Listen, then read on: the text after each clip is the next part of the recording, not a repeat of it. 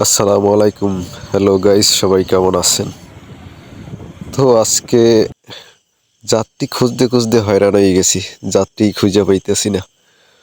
তো আসলাম সুবিদখালি থেকে যাত্রী খুঁজতে খুঁজতে যাইতেছি। সামনে দেখতে পাইতেছেন বাস, যে একটা বাস, ওরে তো ওভারটেক করতেই পারতেছি না। বাজারের মধ্যে জ্যাম আর জ্যাম, ওভারটেক করতেই পারতেছি না। তো স্ট্যান্ড থেকে ব্রিজের কাছাকাছি এসে গেছি, ব্রিজের উপরে উঠতে আছি। আর শালার আজকে যাত্রী যে কই গেছে, এত দূর থেকে খালি চালাই যাব, এটা কি হয় বলেন? দেখি একটা খুঁজতে খুঁজতে যাত্রী পাই কিনা।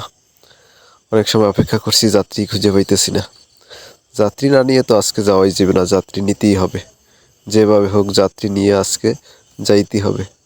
তেল খরচাটাও তো উড়াইতে হইবে, না হইলে তো হইব না। সামনের স্ট্যান্ডে পাইলাম, নাইলে তো খালি চলে গেলাম। এত রৌদ্রে থাকা সম্ভব না। তবু যাত্রী চেষ্টা করি, দেখি যাত্রী আজকে পাই কিনা। কই যাবে হুজুরে? কই যাবেন? চলেন 200 টাকা দিয়ে। কয়টা দেবেন? 20 টাকা কম দিয়ে 180 টাকা দিবেন। দেবেন কয়টা? লাইনেরই। কোন জায়গা? কালকে বাড়ি। হ্যাঁ না আমি চলেন ওটা খৈরের দিম।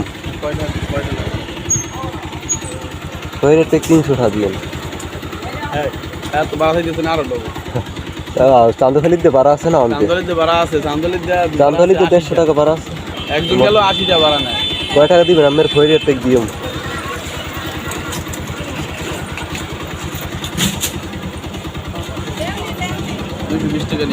না আপনি 250 টাকা দিয়ে না তার জায়গায় দিও মান। অন্য গাড়িতে যাইতে পারবো না, আমি কিন্তু লাইনের গাড়ি এই জন্য কইছি।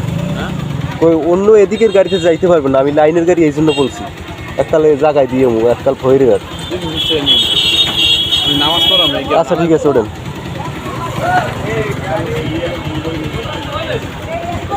দেখলেনি তো, খুঁজতে খুঁজতে হুজুরের পাইলাম। হুজুরে নিয়েই চলে যাই। আমারও যাইতে হবে এদিকে, হুজুরেও এদিকে যাইবে। তো হুজুরে আবার নামাজ পড়াইতে যাবে, এই জন্য হুজুরে নিয়ে চলে যেতেছি। তো তার সাথে 200 টাকায় কন্ট্যাক্ট হয়েছে। যদি ভাড়া কম হয়, কিন্তু আমার তো যাইতে হবে, খালি চালাই যাব। ভাই ভাই কোথায়? ফকিরাটি। ও গেছিলেন কই?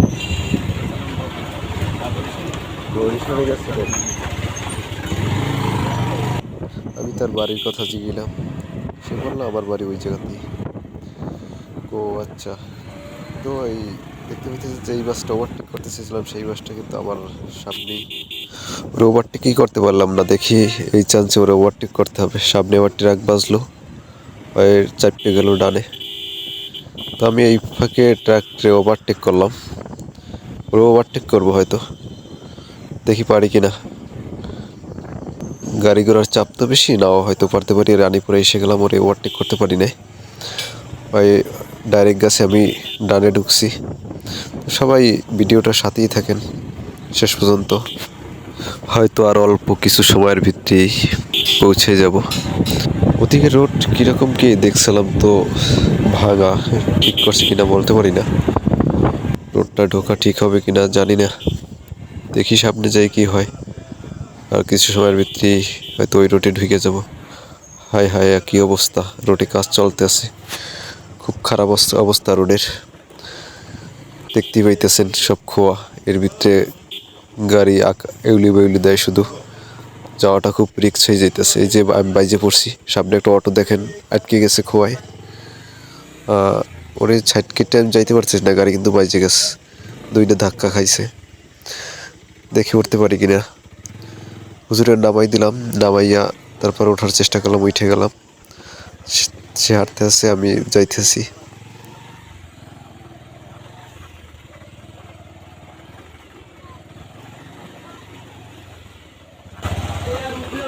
क्या बात।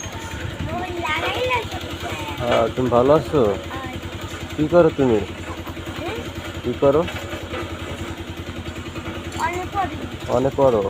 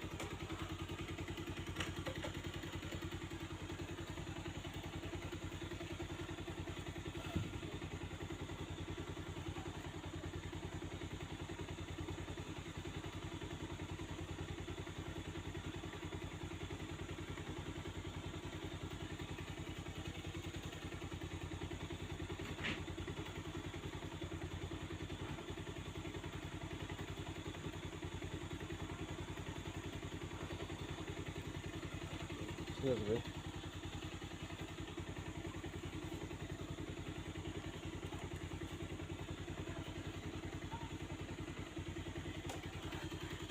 নামটা জানি কি? লাইলি। তরে আমার ভাল লাগছে। হোটেল আইস টাকালয় গুলিস্তান চেনস না? বেচা কেনার বাইরেও তরে আমার ভাল লাগছে। তো আমি কি করবো? সংসার করবি? ওই হোটেলে কত বেশি আমি হোটেলে কাম ছেড়ে দিবি? তাতে চলবো তোর? কিরে বিয়া